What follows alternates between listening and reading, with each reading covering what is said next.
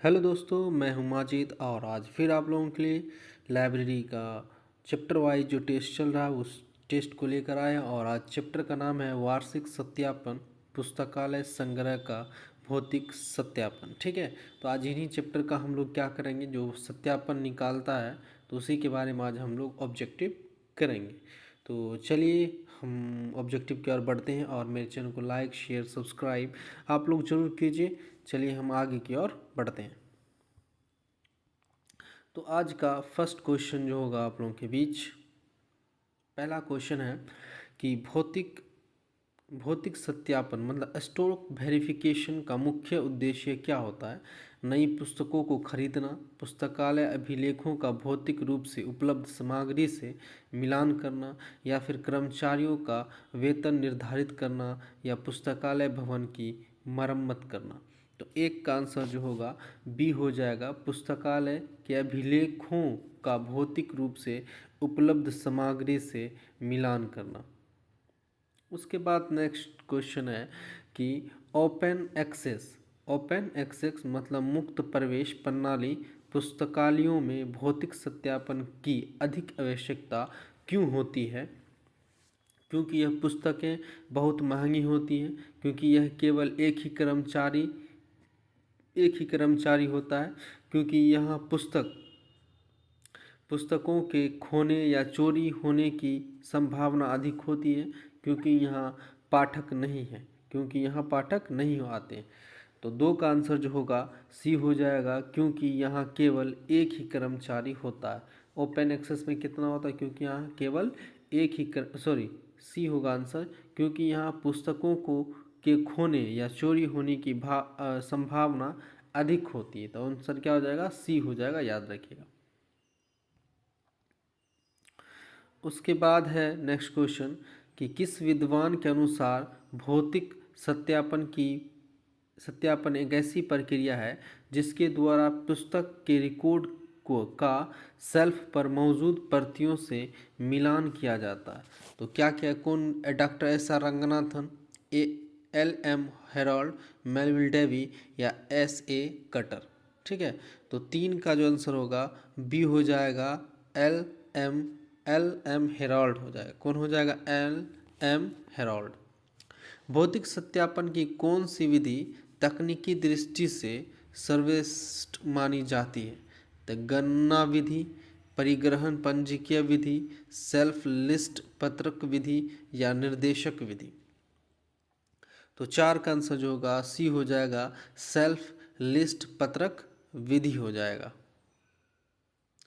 उसके बाद next question है कि सेल्फ लिस्ट विधि का एक प्रमुख लाभ क्या है। यह सबसे धीमी होती है, इसके लिए किसी कर्मचारी की आवश्यकता नहीं होती है। सत्यापन के साथ साथ निधानी प्रष्टीकरण सेल्फ रेक्टिफिकेशन भी हो जाता है। इसमें पुस्तकालय बंद करने की आवश्यकता नहीं होती। सेल्फ लिस्ट विधि का एक प्रमुख लाभ आप लोग को बताना। तो पाँच का आंसर जो होगा सी हो जाएगा, ये सत्यापन के साथ साथ निधानी परिकरण मतलब सेल्फ रेक्टिफिकेशन भी हो जाता है। उसके बाद है बड़े पुस्तकालय के लिए परिवहन पंजीकीय का मुख्य दोष क्या है। यह बहुत सस्ती होती है, यह बहुत तेज है, या यह बहुत समय लेने वाली और कठिन है। इसमें किसी रजिस्टर की ज़रूरत नहीं होती। तो बड़े पुस्तकालय के लिए परिग्रहण पंजिका विधि का मुख्य दोष क्या है, ये कारण इन चारों में से बताना है। तो छः का आंसर सी हो जाएगा, यह बहुत समय लेने वाली और कठिन है। यह बहुत समय लेने वाली और क्या है, कठिन है। उसके बाद आप लोग के बीच नेक्स्ट क्वेश्चन ये है कि केवल गणना द्वारा मतलब बाई कॉन्टेनिंग सत्यापन की करने की विधि से क्या नहीं चलता है। तो कुल पुस्तकें की संख्या, कौन सी विशिष्ट पुस्तक खो गई है, सेल्फ की संख्या, या फिर कर्मचारियों की संख्या। तो सात का आंसर बी होगा कि कौन सी विशिष्ट पुस्तक खो गई है। बाई काउंटिंग सत्यापन करने की विधि से यह पता नहीं चलता है कि कौन सी विशिष्ट पुस्तक खो गई। उसके बाद है भौतिक सत्यापन के लिए कौन सी आधुनिक तकनीक सबसे तेज और सटीक मानी जाती है? टाइपराइटर, टेलीफोन, बार कोडिंग और RFID या फैक्स मशीन? तो 8 का आंसर सी हो जाएगा, बार कोड और फैक्स, बार कोड और RFID। भारत सरकार के वित्त मंत्रालय के नियम के अनुसार प्रति 1000 पुस्तकों के लेन देन पर कितनी पुस्तकों का खो जाना एक सामान्य क्षति माना जाता है? 1 पुस्तक, 3 पुस्तक, 10 पुस्तक या 20 पुस्तक? तो 9 का आंसर क्या होगा? 3 पुस्तक हो जाएगा। कितने पुस्तक? 3 पुस्तक हो जाएगा। उसके बाद है डॉक्टर SR रंगनाथन ने भौतिक सत्यापन के साथ साथ किस कार्यों को आवश्यकता बताया है? निधानी परिष्करण मतलब सेल्फ रेक्टिफिकेशन, नई पुस्तकों का क्रय, भवन का रंग रोगन या कर्मचारियों की भर्ती? 10 का ये हो जाएगा, निधानी परिष्करण मतलब सेल्फ रेक्टिफिकेशन हो जाएगा आंसर। नेक्स्ट क्वेश्चन ये है कि भौतिक सत्यापन होने से होने वाला एक लाभ क्या है? तो पुस्तकालय हमेशा बंद रहता है, कर्मचारियों को का मनोबल गिर जाता है, खोई हुई आदित्य ओवरड्यू पुस्तक पता चलता है, पुस्तकालय का खर्च बढ़ जाता है। तो 11 का आंसर सी हो जाएगा, खोई हुई और आदित्य मतलब ओवरड्यू पुस्तकों का पता चलता है। भौतिक सत्यापन करने से क्या हानि हो सकती है? तो खोई हुई पुस्तकें वापस मिल जाती हैं, पुस्तकालय की सेवा में व्यवधान पड़ता है और यह खर्चीली होता है, पुस्तकों की संख्या बढ़ जाती है और कर्मचारियों का वेतन कम हो जाता है। तो 12 का आंसर क्या होगा? बी हो जाएगा, पुस्तकालय की सेवा में व्यवधान बढ़ता है और यह खर्चीला होता है। 13 नंबर है, किस समिति ने यह अनुशंसा की थी कि जब पुस्तकालय अध्यक्ष की मिली भगत सिद्ध न हो उसे खोई हुई पुस्तकों के लिए दंडित करना सुनिश्चित है? तो कठोरी आयोग, राधा कृष्ण आयोग या पुस्तकालय परामर्शदात्री समिति या यशपाल समिति? तो 13 का आंसर जो होगा सी हो जाएगा, पुस्तकालय परामर्शदात्री समिति, सिन्हा समिति के द्वारा। उसके बाद नेक्स्ट क्वेश्चन है कि निदर्शन विधि मतलब सैम्पलिंग मेथड में पुस्तकों की हानि का अनुमान कैसे लगाया जाता है? तो सभी पुस्तकों को गिनकर, कुछ नमूनों पुस्तकों की जांच करके और उसका प्रतिशत मिलाकर, केवल जारी की गई पुस्तकों को देखकर, केवल नई पुस्तकों गिनकर? तो 14 का आंसर बी हो जाएगा, कुछ नमूनों पुस्तक की जांच करके और उसका प्रतिशत निकालकर। नेक्स्ट है, भौतिक सत्यापन के बाद खोई हुई पुस्तक को संग्रह से निकालने की अंतिम स्वीकृति देने वाला प्राधिकरण कौन है? तो रिपोर्टिंग प्राधिकरण, अनुशंसित प्राधिकरण और उसके बाद अप्रूविंग प्राधिकरण और कोई भी पाठक? तो 15 का आंसर जो है सी हो जाएगा, अप्रूविंग अथॉरिटी मतलब अप्रूविंग प्राधिकरण आंसर होगा। उसके बाद नेक्स्ट कि सत्यापन द्वारा होने के बाद क्या अनुवर्ती कार्य मतलब फॉलो अप वर्क आवश्यक है? सभी पुस्तकों को फेंक देना, पुस्तकालय को हमेशा के लिए बंद कर देना, पुस्तकालय के रिकॉर्ड मतलब परिग्रहण पंजी का सूची को अद्यतन करना, अपडेट करना या कर्मचारियों को निकाल देना? 16 का आंसर सी हो जाएगा, पुस्तकालय के रिकॉर्ड परिग्रहण पंजी की सूची को अद्यतन करना मतलब अपडेट कर दिया जाता है। उसके बाद नेक्स्ट है कि सत्यापन के दौरान गलत स्थान पर रखी गई पुस्तक का क्या होता है? उन्हें फेंक दिया जाता है, उन्हें सही स्थान पर अवस्थित कर दिया जाता है, उन पर जुर्माना लगाया जाता है या उन्हें बेच दिया जाता है? तो 17 का आंसर जो है बी हो जाएगा, उन्हें सही स्थान पर रख दिया जाता है। नेक्स्ट है सेल्फ लिस्ट क्या होती है? पाठकों की सूची, कर्मचारियों की सूची, पुस्तकों की सूची जो सेल्फ पर रखी क्रम के अनुसार व्यवस्थित होती है, खोई हुई पुस्तकों की सूची। तो 18 का आंसर सी हो जाएगा, पुस्तक की सूची जो सेल्फ पर रखे रखे क्रम के अनुसार व्यवस्थित होती है। किस सत्यापन विधि में कर्मचारियों को सबसे अधिक लेखन कार्य करना पड़ता है? तो RFID विधि या गणना विधि। उसके बाद नेक्स्ट है पंजी मतलब रजिस्टर पद्धति या सेल्फ लिस्ट। तो आंसर क्या हो जाएगा? सी हो जाएगा, पंजिका रजिस्टर पद्धति। उसके बाद 20 नंबर है पद्धति सत्यापन की प्रक्रिया से पुस्तकालय कर्मचारी को क्या लाभ होता है? उनका काम कम हो जाता है, उन्हें संग्रह रखी सामग्री से निकटता और परिचय बढ़ता है, उन्हें अतिरिक्त अवकाश मिलता है, उन्हें कोई लाभ नहीं होता है। तो 20 का आंसर जो है बी हो जाएगा, उन्हें संग्रह में रखी सामग्री से निकटता और परिचय बढ़ता है। पुस्तकालय चोरी या पुस्तकों को नुकसान पहुंचाने का एक मुख्य कारण क्या है? पुस्तकों को बहुत सस्ता होना, पुस्तकों की कुत्सित मनोवृत्ति और पुस्तकालय की उपलब्धता, या पुस्तकालय बहुत बड़ा होना, कर्मचारियों का बहुत सख्त होना। तो 21 का आंसर बी हो जाएगा, पुस्तकों की कुत्सित मनोवृत्ति और पुस्तकों की अनुपलब्धता। ठीक है। उसके बाद नेक्स्ट क्वेश्चन है कि खोई हुई पुस्तकों की सूची बनाने के बाद पुस्तकालय को सबसे पहले क्या कदम उठाने चाहिए? तो तुरंत सभी कर्मचारियों पर जुर्माना लगाना या जांचना कि उनमें से कौन पुस्तक दोबारा खरीदना आवश्यक है, पुस्तकालय बंद करना या सभी पाठक की सदस्यता रद्द करना।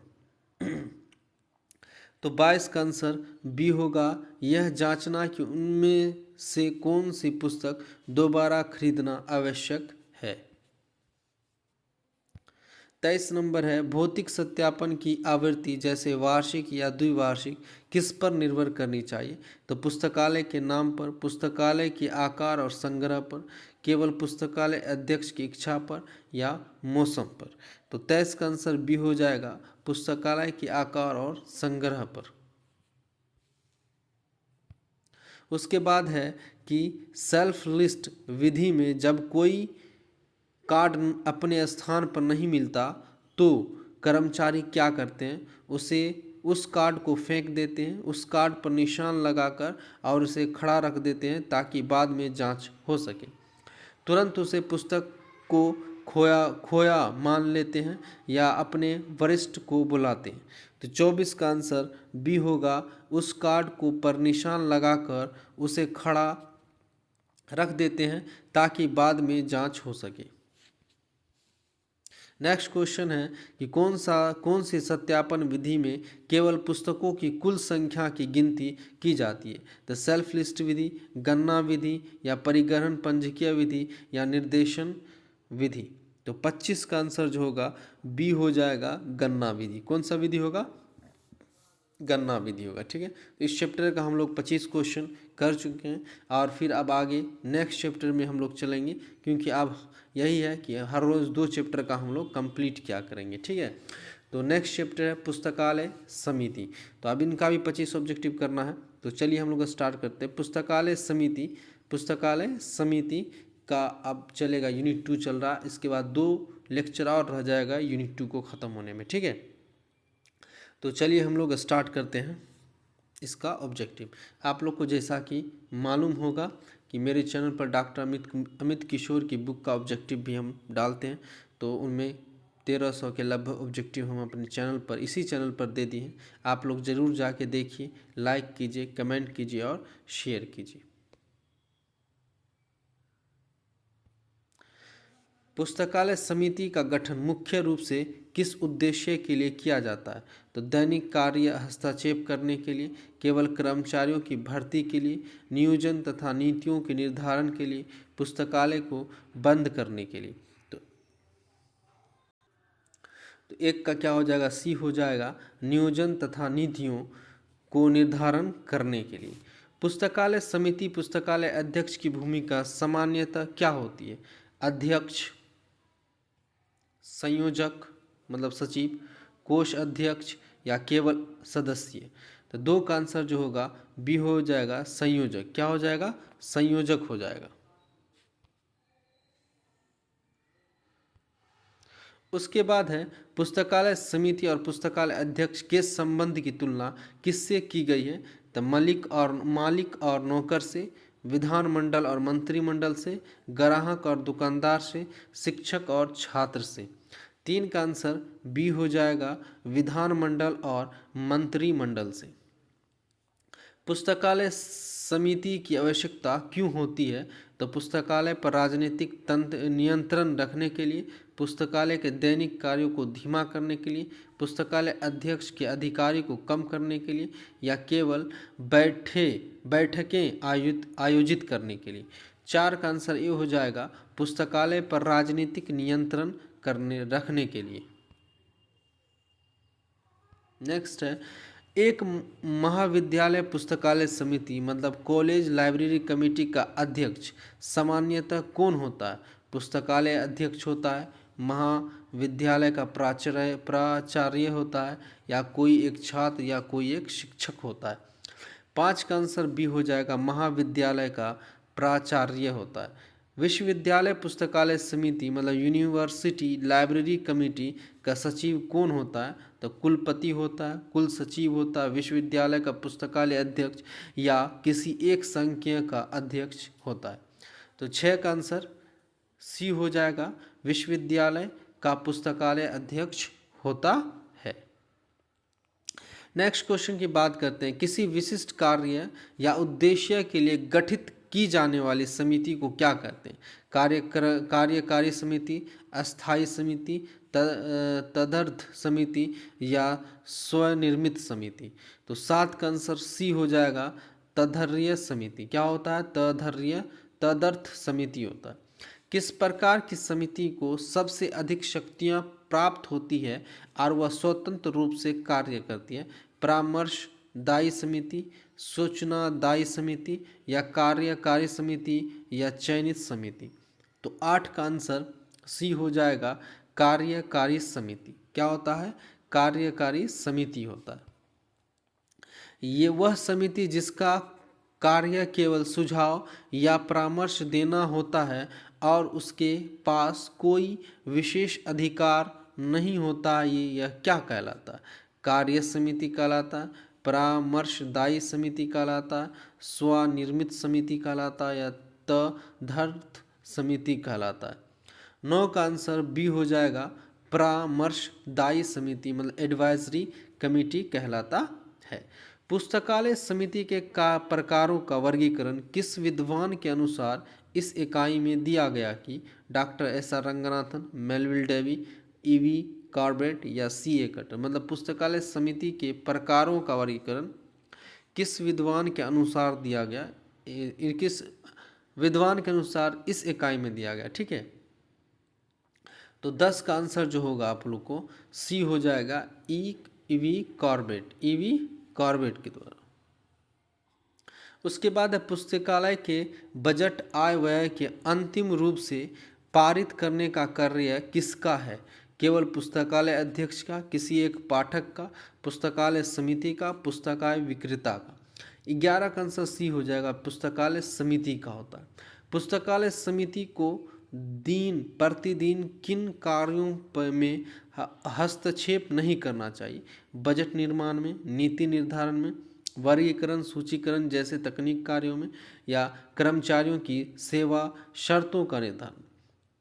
12 का आंसर जो होगा सी हो जाएगा, वर्गीकरण एवं सूचीकरण जैसी तकनीक कार्यों में।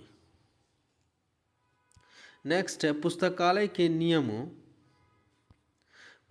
के नियमों और विनियमों का निर्माण कौन करता है जिसे समिति द्वारा स्वीकृति दी जाती है? तो पुस्तकालय अध्यक्ष, पाठक, प्राचार्य और बाहरी विशेषज्ञ।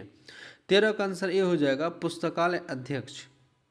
उसके बाद पुस्तकालय समिति का कार्यकाल सामान्यतः कितने वर्षों का होता है? 5 वर्ष, 3 वर्ष, 2 वर्ष या 1 वर्ष। तो 14 का आंसर बी हो जाएगा, यह 3 वर्ष का होता है। कितना वर्ष का होता है? 3 वर्ष का होता है। एक सार्वजनिक पुस्तकालय समिति का अध्यक्ष सामान्यतः कौन होता है? पुस्तकालय अध्यक्ष, शहर का मेयर, जिला अधिकारी, प्रशासक, कोई भी नागरिक। तो 15 का आंसर सी हो जाएगा, जिला अधिकारी होता है, प्रशासक होता है। नेक्स्ट है कि पुस्तकालय अध्यक्ष का एक महत्वपूर्ण भूमिका समिति के समक्ष क्या प्रस्तुत करना है? अपनी व्यक्तिगत समस्या, भंडार सत्यापन मतलब स्टॉक वेरिफिकेशन जैसे रिपोर्ट, छात्रों के प्रशिक्षण के परिणाम, दैनिक समाचार। 16 का आंसर बी हो जाएगा, भंडार का सत्यापन मतलब जैसी रिपोर्ट। नेक्स्ट है स्वनिर्मित समिति मतलब सेल्फ परपेट्यूटिंग कमिटी की मुख्य विशेषता क्या है? इसके पास कोई शक्ति नहीं होती, यह पूर्णतः शक्ति संपन्न होती है और इसका प्रावधान पुस्तकालय अधिनियम में होता है। यह केवल एक व्यक्ति द्वारा बनाई जाती है, इसका कार्यकाल अनिश्चित होता है। तो 17 का आंसर होगा आप लोगों का बी हो जाएगा, यह पूर्णतः शक्ति संपन्न होती है, इसका प्रावधान पुस्तकालय अधिनियम में होता है। पुस्तकालय समिति को पुस्तकालय भवन के संबंध में क्या सुनिश्चित करना चाहिए? क्या सुनिश्चित करना चाहिए?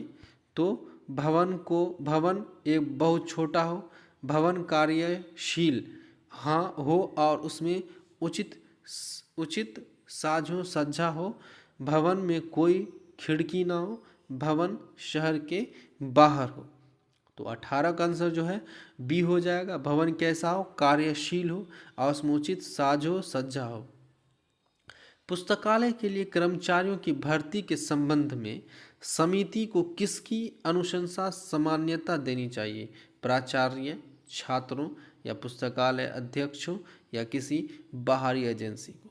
तो 19 का जो होगा आपका सी हो जाएगा, पुस्तकालय अध्यक्ष को, पुस्तकालय अध्यक्ष को। उसके बाद मद्रास पुस्तकालय अधिनियम 1948 में किस प्रकार की समिति का गठन प्रावधान है? कार्यकारी समिति, तदर्थ समिति या स्वनिर्मित समिति या परामर्शदायी समिति। तो 20 का आंसर सी हो जाएगा, स्वनिर्मित समिति। कैसा स्वनिर्मित समिति? स्वनिर्मित समिति हो जाएगा। उसके बाद पुस्तकालय समिति का गठन एक प्रमुख लाभ क्या है? पुस्तकालय अध्यक्ष के काम का बोझ बढ़ जाता है, पुस्तकालय का विकास रुक जाता है, विभिन्न वर्गों में प्रतिनिधियों के अनुभवों और मार्गदर्शन जैसे जन विश्वास बढ़ता है, पुस्तकालय के खर्चों में अनावश्यक वृद्धि होता है। तो 21 का आंसर सी हो जाएगा, विभिन्न वर्गों के प्रतिनिधियों के अनुभव और मार्गदर्शन से जन विश्वास बढ़ता है। समिति के समक्ष पुस्तकालय का वार्षिक बजट कौन तैयार करता है? तो समिति का अध्यक्ष, पुस्तकालय अध्यक्ष और उसके कर्मचारी, कोई बाहरी ऑडिटर या विश्वविद्यालय का कुलपति। तो 22 का आंसर बी हो जाएगा, पुस्तकालय अध्यक्ष और उसके कर्मचारी। पुस्तकालय में सफल संचालन के लिए किसके बीच मधुर संबंध और तालमेल होना आवश्यक है? तालमेल होना आवश्यक है। पुस्तकालय अध्यक्ष और पुस्तक विक्रेता या पुस्तकालय समिति और पुस्तकालय अध्यक्ष। तो 23 का आंसर जो होगा बी हो जाएगा, पुस्तकालय समिति और पुस्तकालय अध्यक्ष के बीच। पुस्तकालय के वित्त धन के व्यय को लेखा जोखा रखने और उसकी जांच की जिम्मेदारी किसकी होती है? केवल पुस्तकालय अध्यक्ष की, पुस्तकालय समिति की, किसी एक कर्मचारी की या किसी भी बैठक की? तो 24 का आंसर बी हो जाएगा, पुस्तकालय समिति की। रंगनाथन द्वारा प्रतिपादित कर्मचारी सूत्र स्टाफ फॉर्मूला का प्रयोग समिति किस कार्य के लिए कर सकती है? पुस्तकों के चयन के लिए, कर्मचारियों की संख्या और पदों को निर्धारण के लिए, पुस्तकालय का समय तय करने के लिए, पाठकों पर जुर्माना लगाने के लिए। 25 का बी हो जाएगा कर्मचारियों की संख्या और पदों के निर्धारण के लिए। चलिए आज हम लोग यहीं पास रुकते हैं। आप लोग का धन्यवाद देखने के लिए इस चैनल पर, और शेयर, कमेंट, सब्सक्राइब जरूर किया कीजिए। धन्यवाद।